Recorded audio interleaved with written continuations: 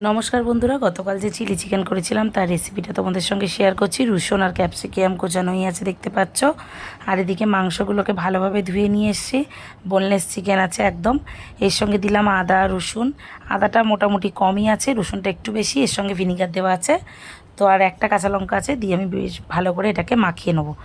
এবারে আমি এর মধ্যে দিয়ে দেবো নুন, হলুদ আর সামান্য হলুদ, লঙ্কার গুঁড়ো, কাশ্মীরি লঙ্কার গুঁড়ো দিয়ে ভালোভাবে মাংসটাকে প্রায় 1 ঘন্টার মতো ম্যারিনেট করে রেখে দেবো। 1 থেকে 2 ঘন্টা, যত বেশি রাখবে ততই ভালো। তো আমি 1-1.5 ঘন্টার মতন রেখে দিয়েছিলাম। তো চিলি চিকেন আমি এই প্রথমবার করছি, কারণ এর আগে কখনো আমাকে করতে লাগেনি। কারণ যেহেতু আমার দিদি মা সামনে থাকে, আর দিদি যেহেতু সামনেই থাকে তো দিদি করে দেয়। দিদির হাতেই খাওয়া হয়, যতবার খেয়েছি দিদির হাতে। আর তাছাড়া তো কেনা আছেই, তো আমাকে করতে লাগেনি। কিন্তু এইবারে প্রথমবার আমি করলাম। তো এবার হচ্ছে 1.5 ঘন্টা পর 2টো ডিম দিয়ে দিয়েছি, গোলমরিচ দিয়ে দিয়েছি আর একটু কর্নফ্লাওয়ার দিয়ে ভালোভাবে এটাকে ম্যারিনেট করে আর এদিকে প্যান বসিয়ে দিয়েছি। এবার আমি ভেজে নেবো। তো যেটা বলছিলাম যে আমাকে কখনো এই চিলি চিকেনটা করতে হয়নি, কিন্তু অনেক দিন থেকে ইচ্ছা ছিল করব। কিন্তু এই যে মাংসগুলো ভাজতে হয়, এটার অনেকটা টাইম লাগে। আর বাড়িতে তোজো আছে, মানে বাচ্চা নিয়ে যে এই এত কটা মাংস ভেজে চিলি চিকেন করা যে কতটা টাফ ব্যাপার আমার পক্ষে, সেটা আমি ছাড়া হয়তো আর যাদের বাড়িতে বাচ্চা আছে তারাই বলতে পারবে, আর হয়তো কেউ বুঝতে পারবে না। তো যাই হোক, এই যে মাংসগুলোকে ভেজে নিচ্ছি। প্রথমেই একবার ভেজে নিয়েছি, আর মাংসটা যখন ভাজছিলাম একটু আস্তে করে, গ্যাসটাকে আস্তে করে দিয়েছি, নাহলে মাংসগুলো সেদ্ধ হতো না। আর এদিকে পেঁয়াজটাকে আমি যেরকম চিলি চিকেনের মতন কাটে সেরকম করে কেটে নিয়েছি। তো মাংসগুলোকে এবার আমি উল্টে দেবো। মোটামুটি ভাজা ভাজা লাল লাল হয়ে গেছে, এবার আমি আলাদাভাবে নাবিয়ে রেখেছি। তো আবার আমি দিয়ে দিয়েছি প্যানে কিছুটা চিকেন। এরমভাবে বেশ পুরো চিকেনটাকে আমি ভেজে নিয়েছি, অনেকটা টাইম লেগে গেছে। আর ততক্ষণে আমি এদিকে একটা সস তৈরি করে রাখছি। এটাতে নিয়েছি সোয়া সস, আর দিয়েছি chilli sauce, green chilli, red chilli আর টমেটো সস। সব দিয়ে আমি একটা মিক্স করে রাখবো। যখন আমার ক্যাপসিকাম আর পেঁয়াজটা ভাজবো তখন এটা দেবো। তো এই দেখো, এটা দিলাম চিলি সস। এর মধ্যে না এই গ্রিন চিলিটায় না অনেকটাই নুন থাকে, কাজে আমি যখন নুনটা এই চিলি চিকেনে দেবো একটু বুঝে শুনে দিতে হবে।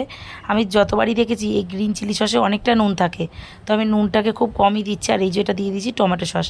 মাংসগুলো ভাজা হয়ে গেছিলো, তো এই যে তেলটা ছিল এর মধ্যে আর একটু তেল দিয়ে এবার আমি যে রসুন কুচিগুলো রেখেছিলাম সেগুলোকে আমি দিয়ে দিলাম। তো এই যে গ্যাজে গ্যাজে উঠছে, কারণ আমি তো ডিম দিয়ে ভেজেছিলাম, আর জানোই ডিম দিলে একটু গ্যাজে গ্যাজে ওঠে। তো তারপর দিয়ে দিলাম পেঁয়াজ আর ক্যাপসিকাম, দিয়ে বেশ কিছুক্ষণ নাড়বো। এখানে কিন্তু আমি কোনো নুন দিইনি, নুন দিলে পেঁয়াজটা মজে যেত খুব তাড়াতাড়ি। তো আমি এখন চাপা দিয়ে কিছুক্ষণ নেড়ে নিয়েছিলাম। তো এবার আমি দেবো যেই সসটা তৈরি করে রেখেছি সেই সসটা দেবো, আর সামান্য একটু নুন দেবো, আর একটুখানি লঙ্কার গুঁড়ো দেবো। এই যে দিয়েছি, আর এখানেই না গোলমরিচ দিয়ে দিয়েছি।